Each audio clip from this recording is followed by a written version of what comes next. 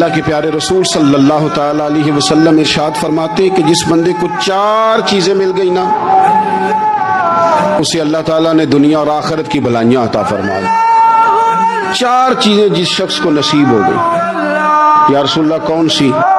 حضور فرماتے ہیں جس کو شکر کرنے والا دل مل گیا، اور کریم محبوب فرماتے ہیں جسے اللہ تعالیٰ کا ذکر کرنے والی زبان مل گئی، اور حضور فرماتے ہیں جسے مصیبت پر صبر کرنے والا بدن مل گیا، اور جسے ایسی بیوی مل گئی جو نہ اس کے مال میں خیانت کرے گی نہ اس کی عزت میں خیانت کرے گی۔